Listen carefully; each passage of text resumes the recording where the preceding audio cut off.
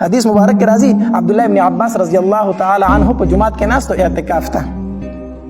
نو دی چې په جمعات نه ووتو یو صحابي ناست ډېر پریشان خفه ناست نو دې نه تاسو کوي ای زما ملګریا زه چې تا ته ګورم ته خفه ته ولې خفه غمجنې څه مسله درته ده نو ورته وی او ماته یو مسله شته دی وی څه مسله درته ده مسله را باندې دار چې په ما باندې یو ملګری قرضه ده زه قرضدار یم او د نبی صلوات و سلام روزي مبارک ته داسې لاس ونیو وی زما د په عزت باندې قسم چې زه دومره طاقت نه لرم چې هغه قرض ادا کړم ما سره څه شته دی نه او قرضدار یم هغه خپلې پیسې غواړي هغه نه پیسې غواړي او ما سره شته دی نه او قسم په الله ما سره پیسې نشته چې هغه ته زه ورکړم عبد الله ابن عباس رضی الله تعالی عنه ورته وفرمایل زه ستا سپارښت وکړم هغې کس ته کوم کس چې درنه پیسې غواړي زه ورته سپارښت وکړم چې لکه ته صبر وکړه پیسې ته مه غواړه شته ورسره نه هغه ورته تا ته چې څنګه مناسب ښکاري نو هغه شانتې وکړه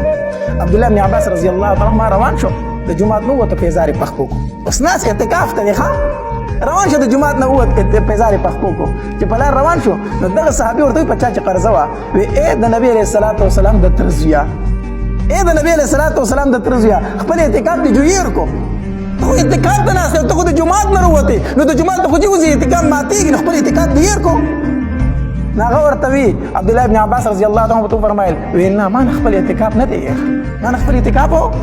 ما ته خپل اعتکاف یاد دی خو د نبي علیه السلام روزې مبارکې ته داسې لاس ونیو ما د دې روزې د صاحب نه اورېدلي دي او چې دا خبره یې څنګه وکړه که نه وي ما د دې روزې د صاحب نه اورېدلي نو عبدالله ابن عباس رضی الله عنه په ژړا شو